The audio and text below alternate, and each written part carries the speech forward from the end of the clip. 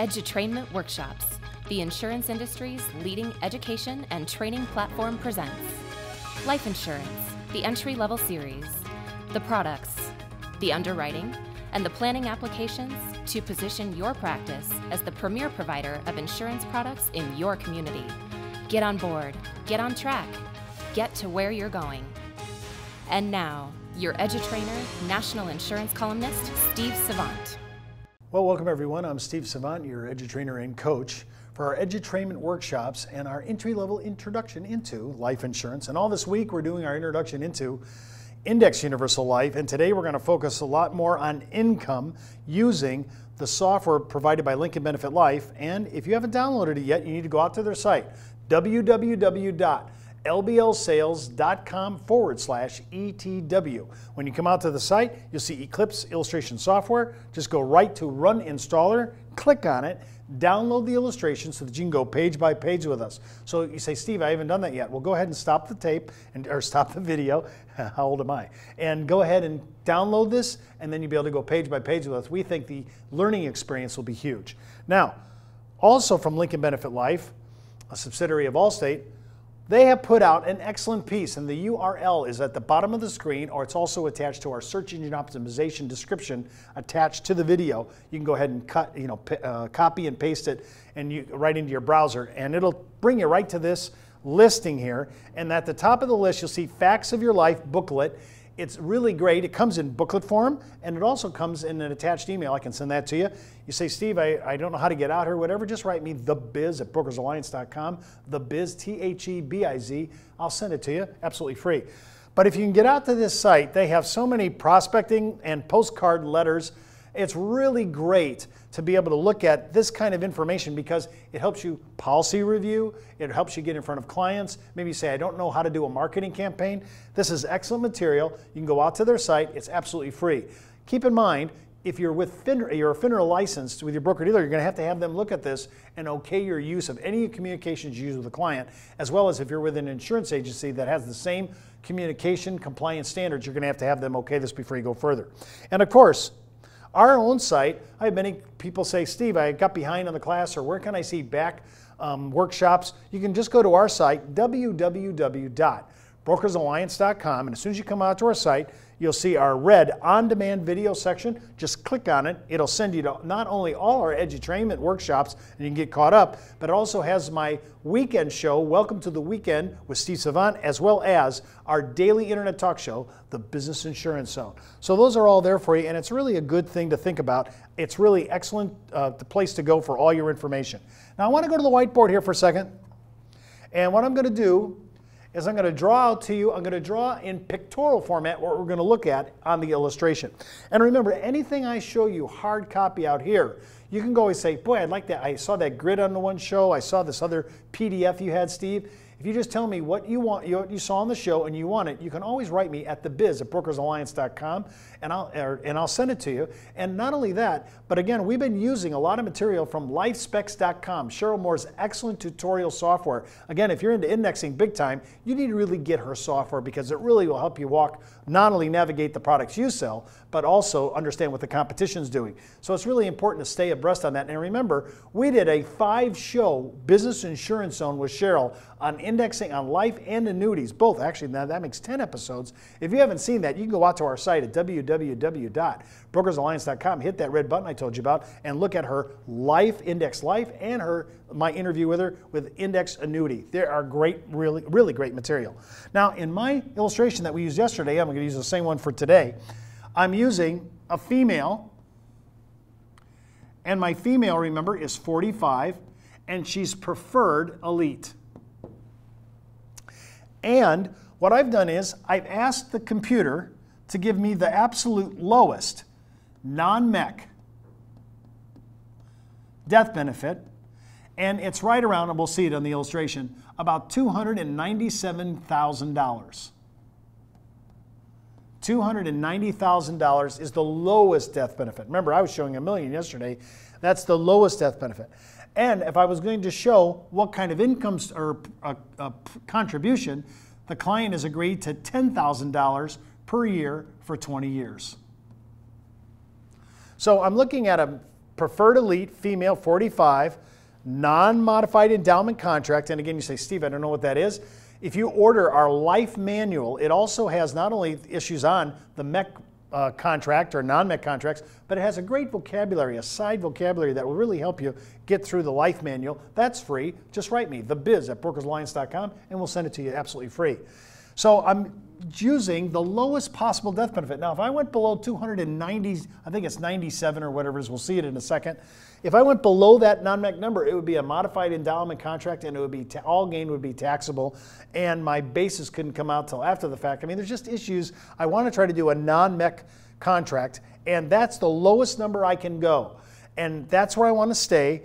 And I'm going to use option 2, or in the language of most insurance carriers, that's increasing death benefit.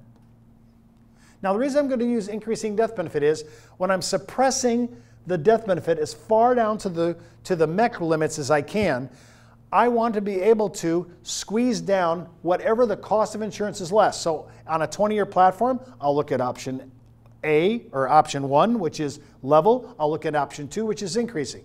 In this case, at this age, with this health categorization, option 2 gives me the most money during the accumulation phase. But during the distribution phase, I'm going to switch back to 1, option 1 or level, because now I'm ready to take money out, and now that's when it becomes a little bit more expensive to do.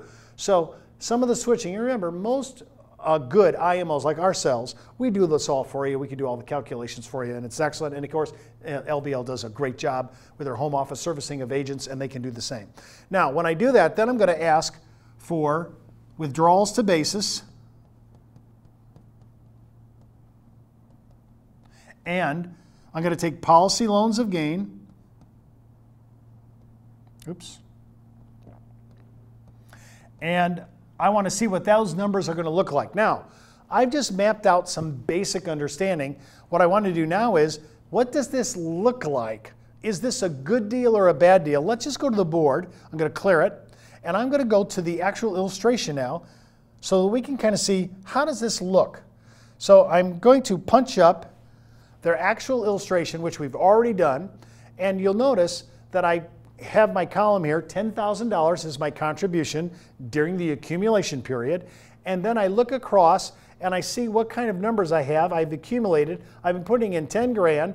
And look at this. On the other side, if I get the rate of return that I think I'm getting, if I'm getting the crediting rate of 8%, I'm going to look at that 8% and say, or 7%, depending upon what it is, and I'm going to look at that and say, there's my accumulating values if I get that every single time.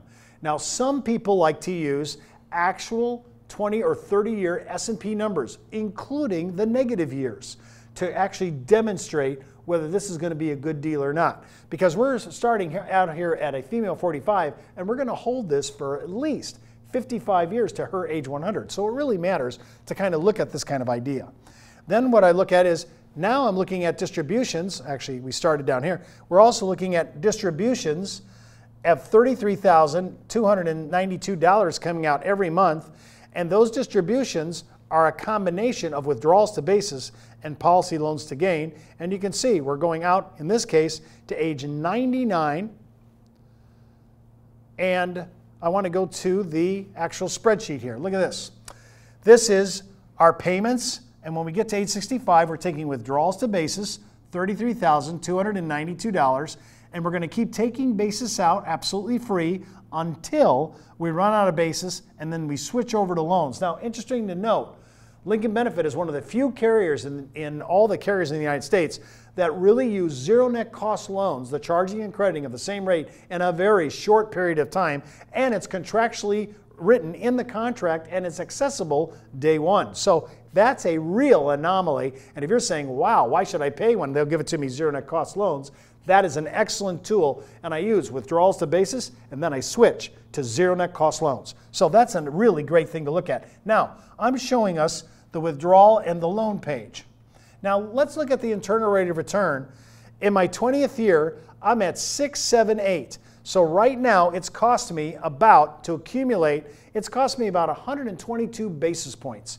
So I'm looking at 122 basis points. That includes all the expense loads that we talked about yesterday, and we're going to show you that if we have time. And I want to look at the internal rate of return. I'm not too concerned about the IRR or the internal rate of return on death benefit. I'm doing this for an income or supplemental income scenario. So at this number, I'm looking at 20 years, 10,000, and then my accumulation rate of return at the end of that, including all my surrender charges are out of the way, I'm sitting at 6.78. Now, I'm just bringing this up not to start an argument, but to just say that I've noticed that people that are mid to long-term investing in mutual funds are paying at least an average fund of somewhere, and I'm talking about the best funds, anywhere between 80 and 90 basis points, plus the SAI report, which is never attached to the prospectus, which can be ordered by the client, could be another 80 to 90 basis points. And on top of that is the actual fee charged by the registered investment advisor. So just a heads up, when I'm looking at all the points all in, if you're willing to stay in a contract like this, my accumulated rate of return at the end of that, my net number is 6.78. So that really is important to look at these contracts and say, here is my cost, and oh, by the way, here's the additional issue. The benefit of using life insurance, if it's done correctly, can be tax-free income. The withdrawal sub-basis and the policy loans of gain can come tax-free as long as the contract's kept in force for the life of the client. Now, when I'm looking at all the way out, I mean, we're way out here, and look at this during distribution. Actually, let me start where it's distributing. I'm looking at year 21, and look at this. My average distribution rate, internal rate of return, should be somewhere around 7%. In the about 5 years, for about 10 years after distribution, I'm getting about 7.15 is my average. And later on, because of efficiencies, I'm getting now 7.25. During the distribution years, I may only be paying 75 to 80 basis points all in. So it's very important to look at these numbers, internal rate of return. Now, I'm on the expense page. And again, I've talked to you about not only internal rate of return on cash for an income scenario, but I want to know, how did I do that? How did I make those numbers so effective and efficient? Well, I went ahead and I can't do anything about the premium charge. That's static cost. I can't do much about the policy fee or the administration. That's also static cost. But what I can do is, look what I did on my cost of insurance.